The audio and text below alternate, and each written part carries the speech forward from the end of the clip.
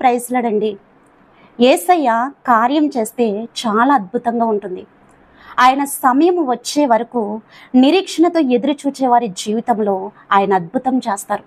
ఆనాడు కానా పెండ్లి విందులో ద్రాక్షరసం అయిపోయినప్పుడు ఆయన నీటిని ద్రాక్షరసంగా మార్చి అక్కడ అద్భుతం చేశారు. ఆ అద్భుతాన్ని చూసి అనేక మంది యేసయ్య యందు విశ్వాసం ఉంచారు. మరీ ముఖ్యంగా ఆయన శిష్యులు కూడా ఆయన యందు విశ్వాసం ఉంచున్నారని దేవుని వాక్యంలో రాయబడి ఉన్నది. ఆ పెండ్లి విందులో ఆయన చేసిన ద్రాక్ష రసం ఆ విందుకు పిలువబడిన ప్రధాని తాగినప్పుడు పెండ్లి కుమారుణ్ణి పిలిచి, నిజంగా ఎంత మంచి శ్రేష్టమైన ద్రాక్ష రసం ఇచ్చావు, ఇది చాలా అద్భుతంగా ఉంది. ఎవరైనా మొదట మంచి ద్రాక్ష రసం పోస్తారు, మత్తులో ఉన్నప్పుడు జబ్బు రసం పోస్తారు, కానీ నువ్వు ఇప్పుడు కూడా చాలా శ్రేష్టమైన అద్భుతమైన ద్రాక్ష రసం ఇచ్చావని మరి ఆ పెండ్లి కుమారుణ్ణి ఎంతగానో మెచ్చుకున్నాడు ఆయన.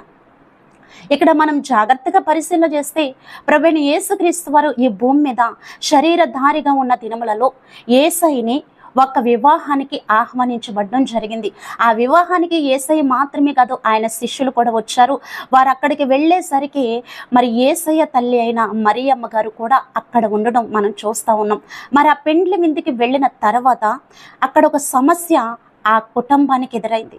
ఆ సమస్య ద్వారా ఆ కుటుంబం అవమానాలు పొందవలసిన పరిస్థితి వచ్చినప్పుడు మరి మరియమ్మ గారు ఆ సమస్యని గుర్తించి యేసు ప్రభు గారితో వెళ్ళి, ఇదిగో ఇక్కడ ద్రాక్ష రసం అయిపోయింది, నువ్వు సహాయము చేయగలవని యేసు ప్రభు గారిని మరియ తల్లి అడిగినప్పుడు యేసయ్య, అమ్మ నాతో నీకేమి పని, నా సమయం ఇంకనూ రాలేదని చెప్పారు.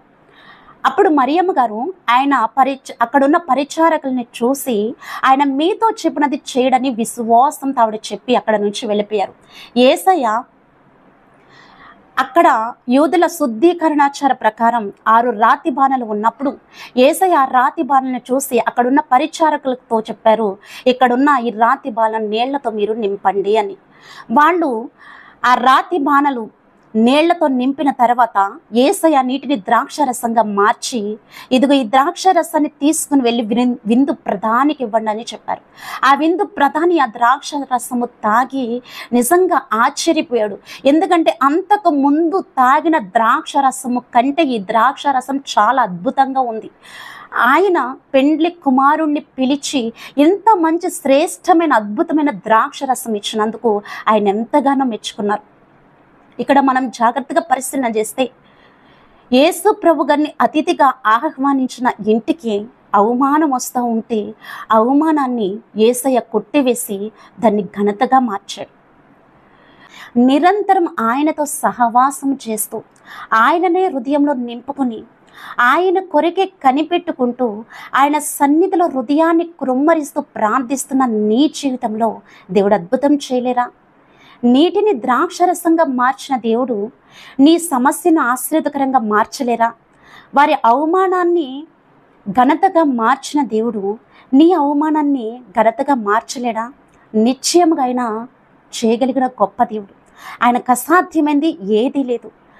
ఆయన సమయం వచ్చేంత వరకు కూడా నిరీక్షణతో నువ్వు కనిపెట్టుకుని ఉండు. ఖచ్చితంగా దేవుడు నీ జీవితంలో అద్భుతం చేస్తారు. నీ అవమానాన్ని రెట్టింపు ఘనతగా మార్చబోతా ఉన్నారు.